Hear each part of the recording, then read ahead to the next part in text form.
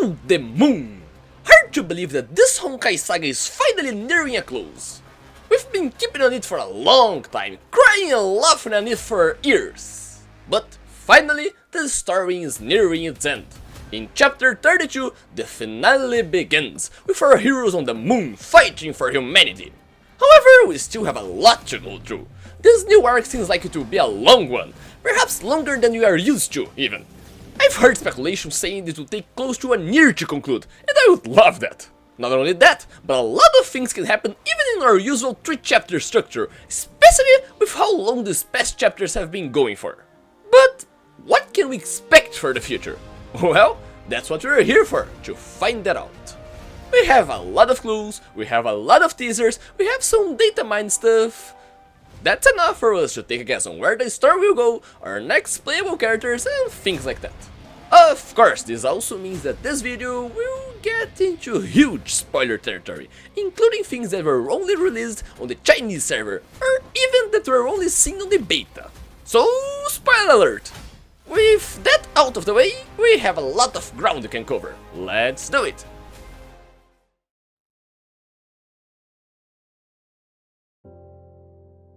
So, what can we expect for the future? Well, a lot of things. We can begin with our plot. Chapter 31 EX recently ended on the Chinese server, leaving us with a lot of questions actually. Let's do a quick rundown of where our characters are then, so we can have a clue of what will happen next. Kevin Kazlana started the infamous Project Stigma, however with some changes from last time, when he tried to bomb humanity. This time, Kevin is trying to, assumingly, merge the entire conscience of the human race as one, entering a dreamlike state, where he supposedly would have a better chance against the Herter of the End that approaches. Meanwhile, the Hyperion crew is heading out to the moon. The plan begins, and some people are sucked into this warped reality already. The ones we currently know are May, Raven, Teresa, and Kevin himself. Also present in this space is the Stigmata Kevin, the entity that was responsible for handling the Kazlana trials for Durandal in chapter 28. Teresa's power ends up being a threat to Kevin's plan, so he tries to exterminate her. The Stigmata Kevin comes in her defense, but perishes in the process, leaving the new Overseer Shixal to fend for herself. For this fight, the real Kevin also taps in some new power by accessing the will of the Honkai. It turns out that the reason why nobody at the Elysian Realm knew about the will when May asked them is because the will actually did not exist back then. Before dying, Mobius used the AI Prometheus to hack into the imaginary tree and become a god. That means that Prometheus is, in fact, the will of Honkai. Mobius left a backdoor access in Prometheus. By using it, Kevin is able to grant himself the authority of the Herter of the End, powering himself up to this new form.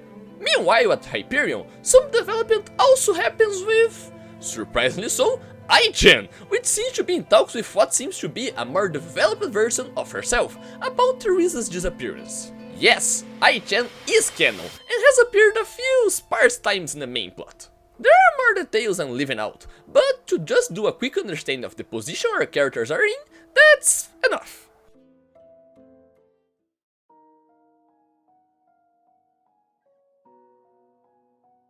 With that in mind, we can take a look at the future and where our characters should and shall be.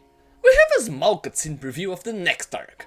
It mostly features our trio, Kiana, May and Bronya, fighting together against the new form of Kevin Kazlana. This by itself shows us a few things, mostly about the Stigmata space. Kiana and Bronya are already en route to the moon, boarding the Hyperion, but May and Kevin are not, as far as you know. In fact, the last time we saw them, they were in the Stigmata space. It's one thing for Kevin to leave and come back from there, given that he's the ruler to say of the place. Probably. But May isn't. If May is there on the moon, this means that there's a way out of the dreamlike state they're in. This also means that the Kevin and Teresa battle came to a close, whatever the result was. We can safely assume that Teresa didn't die, because we've seen her in April. But she also wasn't shown around the area. It's very possible that she's still trapped inside the Stigmata space, somehow. In fact, it's very hard to take any conclusions about Teresa, because, well, the focus of the preview video was to show the trio fighting Kevin. No other characters were shown. Celia, for example, wasn't shown anywhere, but there's little reason to assume that she's also trapped in the Stigmata space. So the fact that Teresa wasn't shown is no reason to assume that she's certainly still trapped. Or Raven too, for that matter. One thing is for certain though, the main trio is finally coming back together and fighting as one. Did you know that they haven't fought together as a group since chapter 3? Yeah, 29 chapters ago! That's when they defeated Wendy. After that, we had May's kidnapping, Bronia's comatose state, and Kiana's kidnapping, all events that happened very fast. In fact, if you ignore the mangas, chronicles, and other side media, the only times the three fought side by side together at all were in chapters 1 and 3, which is very impressive. May gave a small help against the Hurter of Domination and Otto, but wasn't there in person when the battle crashed down. Alright, so for other characters. A preview of chapter 32 also showed Durandal and Sushan together, meaning that Sushan came back from wherever she went after chapter 28. Some theories say that she had gone to the Star Rail world, but given that she's back, that doesn't seem to be the case. However, it does make us wonder, given that if the crew's on the moon, how did she get wind of that, and how did she end up there at all? Hopefully we'll find out. Speaking of Durandal, another plot we'll probably tackle is her own fate. Durandal found out that she's the real Kiana Kazlan after all, but she has yet to say that to anyone. Aside from Rita, who actually knew from the beginning. We'll probably see a resolution to that in the near future, and I would expect a very emotional scene about this, with Durandal, Teresa, and Kiana. We also have the matter of Siegfried Kazlana, trapped in Word Serpent, which happens to be on Earth, not on the moon. The girls made a promise to rescue their dad, but their current location on a final chapter makes me feel that might be a bit complicated. This comes down to speculation now, but the Stigmata space that Kevin is creating seems to make it possible for people from different places to encounter and talk. Perhaps we might be seeing this as a resolution to this plot. Siegfried talking to his daughters one last time to this realm, as they both join the Stigmata space for some reason. It's important to notice that Durandal's new outfit for Palatinus Equinox is called Nibelungen Traumlied. That's a reference to an epic poem written in German in the 13th century, which features a character called Siegfried that ends up dead. Which is kind of very concerning. Speaking of characters that haven't appeared in a while, we have Fuhua. Now, Fuhua has appeared a lot in recent chapters, but the true owner of her body has been missing in action for a long while already. Where in the world is Senchi? We haven't seen the chaotic gremlin in a long while, and she's currently the first place in the popularity pool that Mihoyo makes. Considering that this is the finale, it would make little sense to me if Senti didn't make an appearance. But as for how or where she has been, this I have little idea of. But you can probably expect her soon, in some way or another. As for other characters, Cele, Rita, Lilia, Rosalia are all probably also aboard the Hyperion, heading to the moon. Speaking of which, the chapter will not only just pass on the moon, but on a moon base. Who even built that? Was it Chixel preparing for the inevitable conflict against the Hurter of the End? Was it the Flame Chasers when going to battle their demise? Or was it the crew of Hyperion themselves building a base in record time? Who knows? But I'm curious.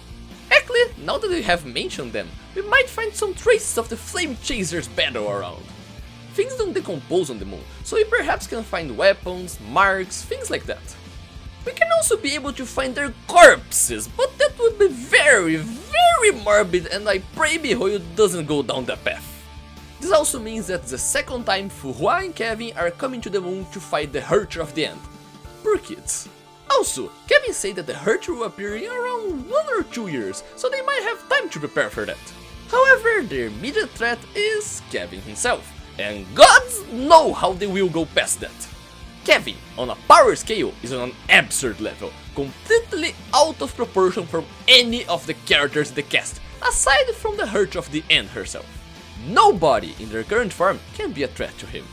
So, either they all convince him to step down and have a talk, or he sacrifices himself for a greater good, or they get a massive power-up. But we had some previews of our characters getting power-ups.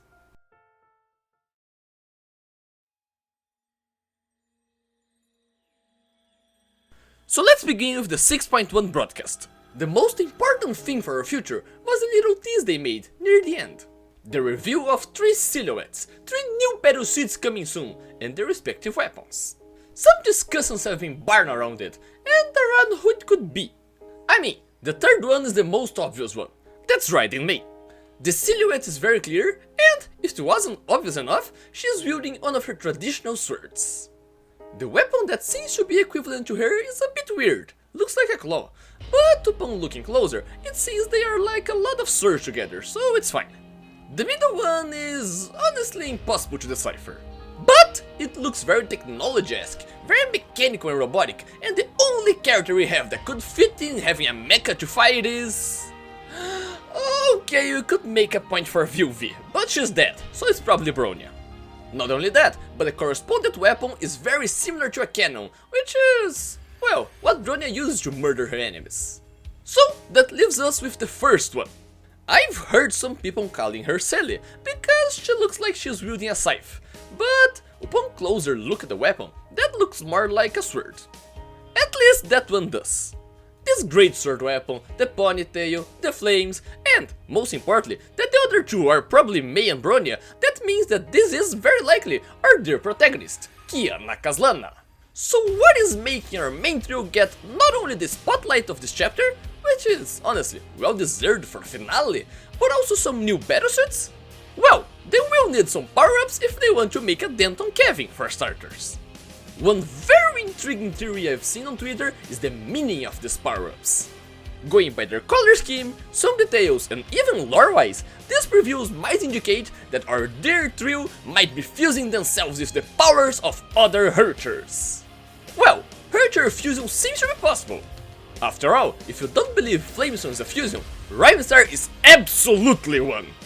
The theory I read is that Kiana would be Death Flamestone, Bronya would be Wind Reason, and Mei would be Corrupted Thunder. All that based on their color schemes and themes. For example, Kiana's flames look like the flames you'd see on a Death-like spooky scenery. Kiana being Death makes sense, although it's rather sad for Sailor fans. She had the gem of Sonority in her since birth, so it's not a stretch for her to unlock its power. Mei being Corruption makes sense, lore-wise, given that she was the one most involved with it. But I don't know how she would get its core, given it's probably worth Serpent right now. And Bronya being Wind? Well, she was the closest to Andy, I guess. Both had several problems with their legs. Although the Gem of Desire is also currently with Kevin, so... good luck with that. Another interesting thing is about a node theory, the one that says that Kiana might become the Hurter of the End. It's based on Honkai Gakuen 2, where God Kiana did end the world, and how the appearance of the Hurter of the End in the manga matches with the Kazlana traits. Personally, if Kiana is getting a new battlesuit now, I don't see her getting another one this soon, because you know they would make End Kiana battlesuit as well. But then again, we might be getting our second Browning just this year, so who am I to say anything? As far as I know, they could go in entirely opposite ways. Maybe Kevin or Durandal become the End. Maybe they just pull something out of the left field and Rosalie is the Hurter of the End. Who knows? Speaking of teasers and what was shown, the 6.1 preview also showed us this weird head statue thing on the moon. I have no clue who that is, who it represents, or what it's even supposed to be. But I guess it's important? Leave a comment if you have any clue, really. Now, about something that was found in beta. After all this time, a known character finally got an in-game model, that is, the poor Valkyrie that lacks a brain, Susanna. It is still unclear to determine what that means. Is she getting a battlesuit soon? The first D-rank playable Valkyrie in the story? Or does it mean that she's appearing in the finale as well? It wouldn't be too much of a stretch as for a reason why. She might be now a part of the Immortal Blades, Durandal and Rita's team. If they're taking everyone to the moon, it would make sense for her to come as well. Also, considering that she's finally getting a model, it would be very cool if they updated the generic model they gave to her in Colostan too. It's curious how they are giving models to more and more side characters now. Dr. Mei got one now, Ai-chan might be getting one too, giving her new relevance in the plot. You know what, Mihoyo? That's awesome! But when is Siegfried getting a model? I swear to God, if you end up killing him while still using a homo model, I'll start rioting. Don't test me, mijo. I know where I live.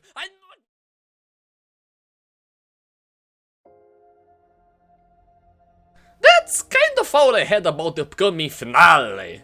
It's interesting to speculate and make our bets on what's coming, only for me to be wrong about everything and people come to rub this on my face months later. However, that might be the finale, but it's not the end of the Honkai Impact as we know. After all, this is the end of the Moon's origin and finality. That's just what the main story is currently called. That means that, after this, a new story will begin. And no, that's not Star Rail. Even though the stories are connected, and I made a video about that, that's another game entirely. So, what will it even be? miHoYo isn't new to ending a story in a gacha and beginning another one. They've done that in Honkai Gakuen 2, where Kian ended up destroying the world, and then proceeded to reset the world from the beginning afterward. Actually, that's an option they could also do here, but man, would people be mad with that. Another option that I saw people saying around is telling the story of the previous era. A main story based on the Flame Chasers and their allies, fleshing out not only the 13, but the supporting cast. Dystopia, Himeko, Atto, these guys. The Flame Chasers are extremely popular, so riding on that wave is absolutely not a bad idea, a prequel to the current main story. There's also the future, a plot that happens afterward, some other conflict that you have no clue about. Actually, that's already a thing, it's what happens in a post-Honkai Odyssey. We could see a bigger focus on Ape-Hole. What happens after the moon? The battle against the Sky People? Who knows? Right now we can only speculate, and that's what we'll do, right? Waiting to see, and that's what we do better. The only certainty is that my wallet will suffer, and oh how it will suffer. Gods, I can't start to imagine how I'll get these new Hurters, and I'll need the new Kiana, and